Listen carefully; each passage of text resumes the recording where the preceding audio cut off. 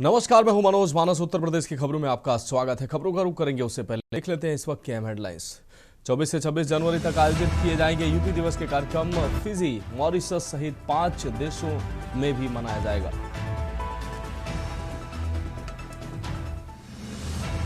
भूमि अधिग्रहण के मामले में सीधे किसानों से करें बात। सीएम योगी बोले, अधिकारी बिचौलियों को न दें हस्तक्षेप का मौका। यूपी में एसआईआर की निगरानी करेगी कांग्रेस की 12 सदस्यीय कमेटी। प्रदेश अध्यक्ष अजय राय होंगे संयोजक। यूपी अधीनस्थ सेवा चयन आयोग की भर्ती परीक्षा में धांधली के मामले में ईओडब्ल्यू ने 7 अभ्यर्थी और एक कंपनी कर्मी गिरफ्तार। अब तक 27 आरोपी गिरफ्तार। प्रयागराज में 2 करोड़ श्रद्धालु मकर संक्रांति पर लगाएंगे आस्था की डुबकी। 24 घाटों पर मेला प्रशासन ने इंतजाम किए।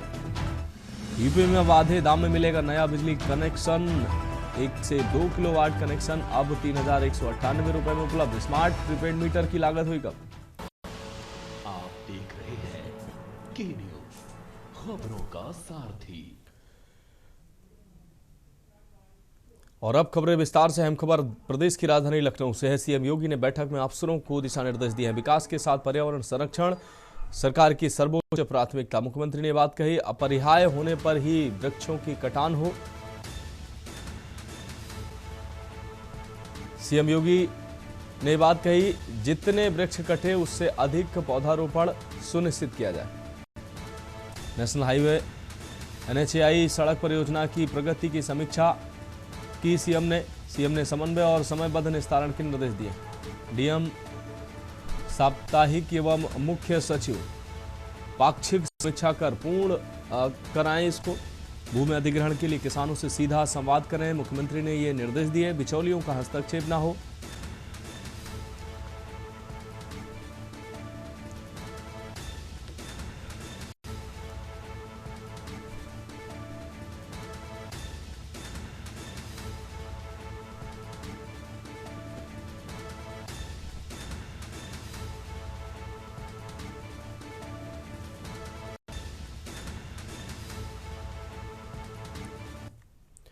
अब बढ़ेंगे अगली खबर की ओर। जनपद कौसाम्बी में मोबाइल चोरी, स्नैचिंग और मोबाइल खोने की घटनाओं पर पुलिस ने बड़ी और सराहनीय सफलता हासिल की है। आपको बता दें, CEIR पोर्टल पर विभिन्न थानों पर प्राप्त शिकायतों के प्रभावी निस्तारण के क्रम में जनपद के समस्त थानों की पुलिस टीम ने सर्विलांस और मैनुअल इनपुट की मदद से अलग अलग कंपनियों के कुल 97 मोबाइल फोन बरामद किए हैं, जिनकी अनुमानित कीमत करीब 24.5 लाख रुपए आंकी गई है। इस अभियान में थानों पर नियुक्त कंप्यूटर ऑपरेटरों एवं CCTNS पुलिस टीम द्वारा तकनीकी साक्ष्यों का गहन विश्लेषण किया गया, जिसके आधार पर मोबाइल फोन को ट्रैक कर बरामद किया गया।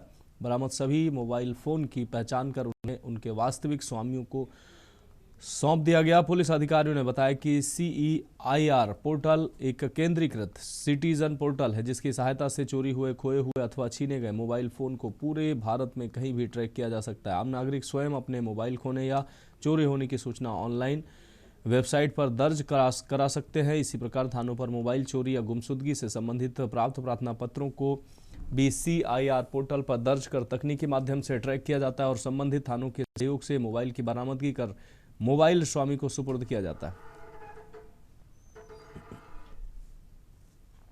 CEIR पोर्टल पर दर्ज मोबाइल चोरी की कंप्लेंट्स या गुमशुदगी कंप्लेंट्स या उसको कहीं छीन लिया गया हो, जो भी कंप्लेंट्स दर्ज होती है उस पर CEIR पोर्टल काम करता है और उनको ट्रैक करके उनको ट्रेस करता है और इसके बाद संबंधित थाने को बताया जाता है। तो जो संबंधित थानों में हमारी टीम है, उन्होंने इसमें माह दिसंबर में कुल 97 मोबाइल रिकवर किया है और उनकी कीमत आप देखेंगे करीब ये 24 लाख के लगभग है। और इसमें जो जिनके मोबाइल थे उनको आज उनको भी बुलाया गया, उनको ये मोबाइल सुपुर्द किया जा रहा है। कानपुर में पॉल्यूशन का स्तर लगातार खतरनाक होता जा रहा है और अब इसका सीधा असर लोगों की आंखों पर पड़ने लगा। शहर के अस्पतालों और क्लिनिकों में आंखों में लालिमी और खुजली और कीचड़ निकलने की शिकायतें तेजी से बढ़ रही हैं। विशेषज्ञ इसे बैक्टीरियल कंजक्टिवाइटिस का खतरा बता रहे हैं। डॉक्टरों का कहना है कि किसी तरह की दवाई खुद से ना लें, जरूरत पड़ने पर आई सर्जन से तुरंत सलाह लें। कानपुर में इन दिनों आंखों की समस्या तेजी से बढ़ रही। डॉक्टरों के अनुसार मरीजों में लाल आंखें, तेज खुजली, कीचड़ जैसा डिस्चार्ज और जलन की शिकायतें सबसे ज्यादा देखने को मिल रही हैं। विशेषज्ञों का कहना है कि शहर का बढ़ता पॉल्यूशन आंखों को सीधे प्रभावित कर रहा है।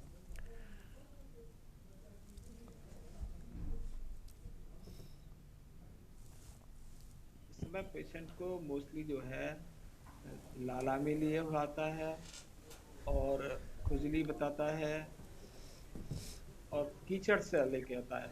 इसका मतलब है कि उसको बैक्टीरियल कंजक्टिवाइटिस हो रही है ना। तो पानी से उसको धोना है, ये उसका असर है मोस्टली पॉल्यूशन का। पॉल्यूशन आँख में सीधा जाता है तो उससे ये इन्फेक्शन फैल रहा है। अब बढ़ेंगे अगली खबर की ओर। नशीले पदार्थों के खिलाफ चलाए जा रहे अभियान में सोनभद्र पुलिस को बड़ी सफलता हाथ लगी है। आपको बता दें, एसओजी और हाथी नाला पुलिस की संयुक्त टीम ने अंतर्राज्यीय गांजा तस्करों के एक बड़े सिंडिकेट का भंडाफोड़ करते हुए 1 करोड़ रुपए से अधिक मूल्य का गांजा बरामद किया है।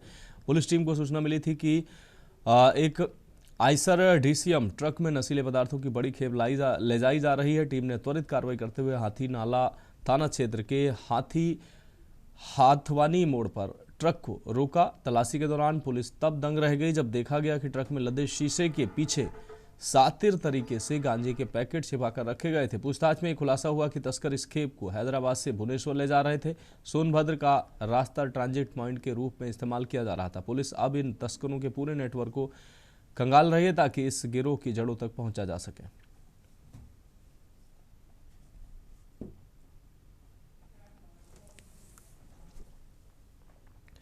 बढ़ेंगे अगली खबर की ओर। कौशाम्बी जिले के मझनपुर कोतवाली क्षेत्र में साइबर ठगों का एक बेहद संवेदनशील मामला सामने आया है। आपको बता दें, यहां एक पीड़ित पिता की मजबूरी का फायदा उठाते हुए ठग ने खुद को कोतवाली प्रभारी बनाकर हजारों रुपए ऐंठने की कोशिश की। हालांकि बैंक कर्मचारियों की सूझबूझ से पीड़ित ठगी का शिकार होने से बच गया। मझनपुर निवासी नथुलाल की नाबालिग बेटी बीते 6 जनवरी से लापता है। परिवार पहले से ही गहरे सदमे में था। तभी उनके मोबाइल पर एक अज्ञात नंबर से फोन आया। फोन करने वाले ने सातिराना अंदाज में खुद का परिचय मझनपुर कोतवाली प्रभारी राजीव यादव के रूप में दिया।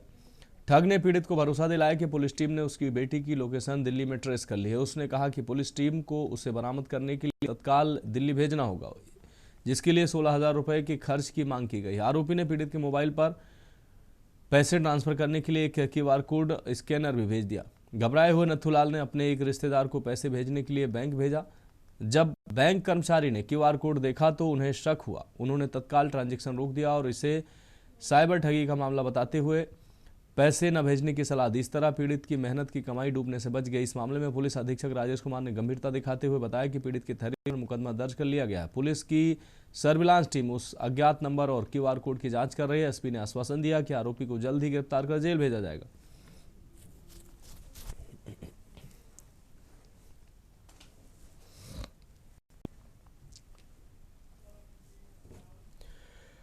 बढ़ेंगे अगली खबर की ओर। भारतीय जनता पार्टी के नवनियुक्त प्रदेश अध्यक्ष पंकज चौधरी के बाराबंकी आगमन पर कार्यकर्ताओं ने अभूतपूर्व उत्साह के साथ उनका स्वागत किया। राज्य मंत्री सतीश चंद्र शर्मा के नेतृत्व में आयोजित इस स्वागत समारोह में भारी संख्या में कार्यकर्ता जुटे। स्वागत समारोह के दौरान मंच से कार्यकर्ताओं को संबोधित करते हुए प्रदेश अध्यक्ष पंकज चौधरी ने कहा कि भाजपा ने उन्हें एक बहुत बड़ी जिम्मेदारी सौंपी है। उन्होंने कहा कि मैं मूलतः एक कार्यकर्ता हूं और मेरा एकमात्र लक्ष्य संगठन को जमीनी स्तर पर और अधिक मजबूत बनाना है।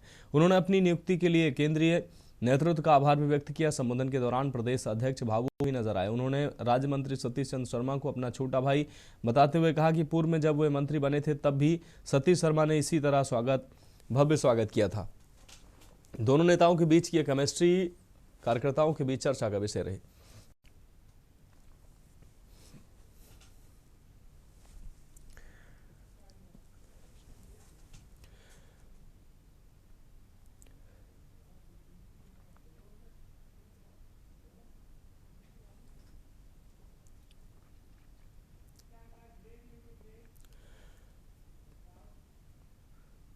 खबरों में वक्त एक ब्रेक का, जल्द हाजिर होंगे।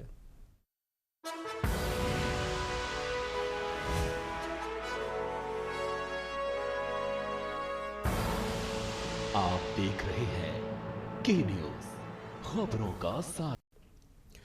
ब्रेक के बाद उत्तर प्रदेश की खबरों में एक बार फिर से आपका स्वागत है। खबर बुलंदशहर से है, जहां स्वामी विवेकानंद की जयंती राष्ट्रीय युवा दिवस के अवसर पर अखिल भारतीय विद्यार्थी परिषद इकाई पहासू द्वारा राम श्री पैलेस में एक भव्य और गौरवमयी कार्यक्रम का आयोजन किया गया। इस कार्यक्रम में छात्र छात्राओं के उत्साह और राष्ट्रभक्ति का संगम देखने को मिला। कार्यक्रम का मुख्य आकर्षण कार्यकर्ताओं द्वारा निकाली गई भव्य शोभा यात्रा रही। कस्बे की सड़कों पर जब एबीवीपी के कार्यकर्ताओं और छात्र छात्राएं निकले तो पूरा माहौल भारत माता की जय और वंदे मातरम के नारों से गुंजायमान हो उठा। युवाओं का ये जोश देखते ही बन रहा था। कार्यक्रम में मुख्य अतिथि के रूप में पहुंचे भाजपा नेता शांति स्वरूप शर्मा ने संगठन की महत्ता पर प्रकाश डाला। उन्होंने कहा कि अखिल भारतीय विद्यार्थी परिषद मात्र एक संगठन नहीं बल्कि छात्रों के भविष्य को नई दिशा देने वाला माध्यम है।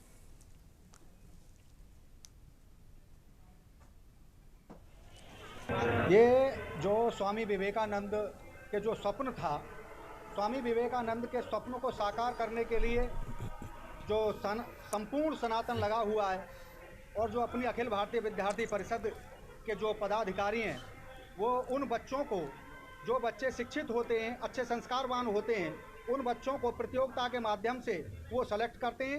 युवा दिवस के रूप में जो स्वामी विवेकानंद जी के जन्म जयंती के उपलक्ष्य में युवा दिवस अखिल भारतीय विद्यार्थी परिषद का एक कार्यक्रम है। इसमें लगभग 100 से अधिक छात्र और छात्राओं को विभिन्न प्रतियोगिताओं, प्रश्नमंच प्रतियोगिताओं में जिन्होंने उत्कृष्ट प्रदर्शन किया है, उसमें उसको सम्मान दिया गया है। इसका मूल रूप से अगर देखें, उसका उद्देश्य क्या है? ये जो अखिल भारतीय विद्यार्थी परिषद ने जो आज प्रोग्राम आयोजित किया है, इसका नाम युवा संगम है, जो कि स्वामी विवेकानंद जी की जयंती के उपलक्ष्य में किया है। इसमें छात्रों के बीच में जाके सम्मेलन कराया है, एक प्रतिभा सम्मान समारोह का भी कराया था, जिसमें बच्चों में ब्लॉक लेवल पे कॉम्पिटिशन हुए थे, जिनके माध्यम से बच्चों का प्रतिभा निकल के आए। अब बढ़ेंगे अगली खबर की ओर। स्वामी विवेकानंद की जयंती राष्ट्रीय युवा दिवस के अवसर पर इटावा जनपद में सेवा और समर्पण का अनूठा संगम देखने को मिला। सदर विधायक सरिता भदौरिया ने जहां एक ओर युग पुरुष विवेकानंद को श्रद्धांजलि अर्पित की, वहीं दूसरी ओर गरीब महिलाओं को उज्ज्वला योजना के तहत गैस कनेक्शन बांटकर उनके जीवन में उजाला किया। कार्यक्रम का शुभारंभ शहर के एसएसपी चौराहे पर स्थित विवेकानंद पार्क में हुआ। यहां सदर विधायक सरिता भदौरिया ने स्वामी विवेकानंद की प्रतिमा पर माल्यार्पण कर उन्हें नमन किया।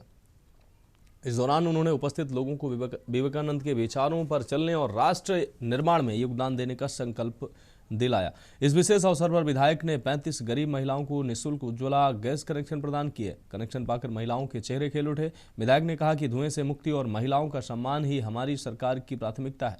उन्होंने केंद्र और प्रदेश सरकार की जन कल्याणकारी योजनाओं की विस्तार से जानकारी दी।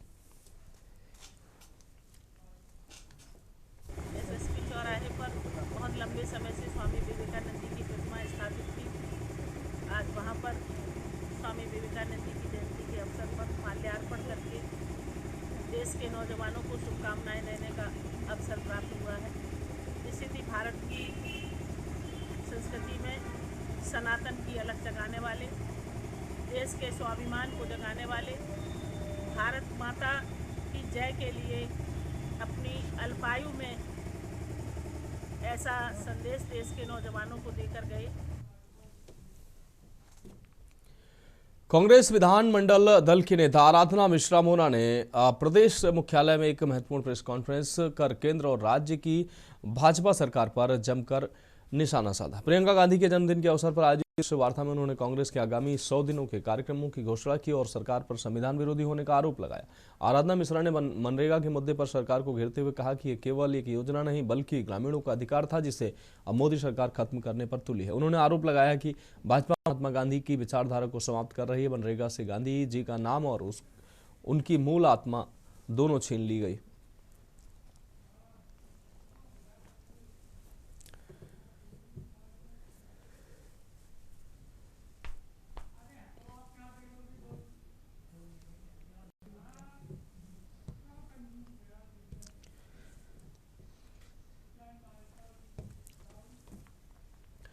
देश में दूषित पानी अब एक गंभीर सार्वजनिक स्वास्थ्य संकट के रूप में सामने आ रहा है। हाल ही में इंदौर में दूषित पानी पीने हुई मौतों ने प्रशासन और स्वास्थ्य एजेंसियों को अलर्ट मोड पर ला दिया।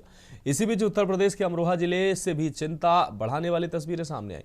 अमरोहा जनपद के गजरोला और आसपास के इलाकों के लोग लंबे समय से दूषित पानी की शिकायत कर रहे हैं। स्थानीय नागरिक और किसान संगठनों का कहना है कि में कई वर्षों से पानी की गुणवत्ता खराब है, जिसका असर अब स्वास्थ्य और खेती दोनों पर साफ दिखाई देने लगा है। स्थानीय लोगों के अनुसार इलाके में लीवर से जुड़ी समस्याएं, किडनी संबंधी बीमारियां और अन्य गंभीर स्वास्थ्य शिकायतें तेजी से बढ़ रही हैं। हालांकि इन दावों की अंतिम पुष्टि आधिकारिक मेडिकल और जांच रिपोर्ट के बाद ही हो सकेगी। किसानों का कहना है कि दूषित पानी का असर खेती पर भी पड़ रहा है।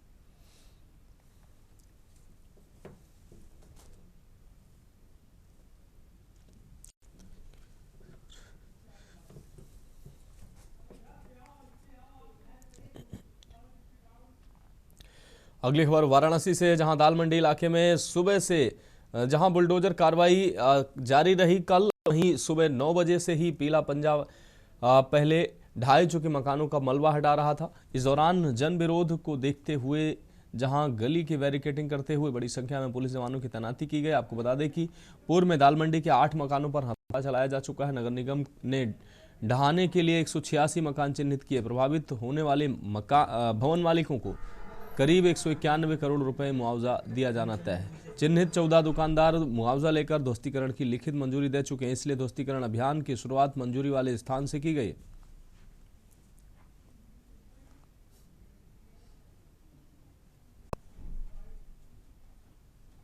मौजूद है, उनसे जानना चाहेंगे आज किस प्रकार की कार्रवाई। सर, आज दाल मंडी ध्वस्तीकरण की कार्रवाई फिर से एक बार तेज हो गई है, क्या कुछ कहेंगे?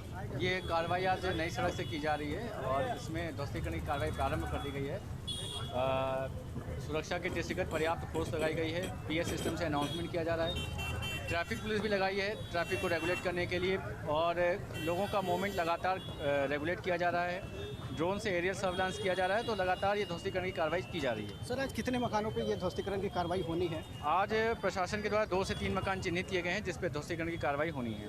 और क्या ये उन्हीं मकानों को चिन्हित किया गया है जिस पे नोटिस दिया चुका है, आज उसी को ध्वस्तीकरण किया जाए? क्योंकि विरोध भी देखा जा रहा है कई लोगों का इसमें। जिस पे प्रशासन ने अपनी लीगल प्रक्रिया पूरी कर ली है, उन्हीं पे यह कार्रवाई की जा रही है। तो ये थे हमारे साथ सीपी दशा समेत अतुल अंजान जी, जिन्होंने कहा कि आज जो है लगभग 2-3 मकानों पर कार्रवाई की जानी है। वाराणसी से विक्की डे, न्यूज़ इंडिया।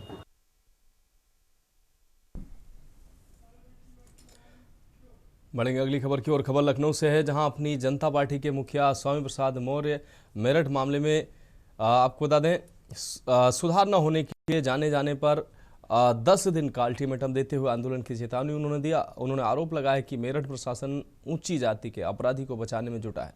संघ प्रमुख की बात उनके हजारों जन्म लेने के बाद भी संभव नहीं हो सकेगी। स्वामी प्रसाद मौर्य ने दावा किया कि भारत कभी हिंदू राष्ट्र रहा ही नहीं, भारत हमेशा भारत ही रहा है। वहीं असदुद्दीन ओवैसी की बात को सामान्य बताते हुए कहा कि कोई अनोखी बात नहीं है कर रहे हैं। भारतीय संविधान प्रत्येक देशवासी को प्रधानमंत्री या राष्ट्रपति बनने को मौका दे सकता है।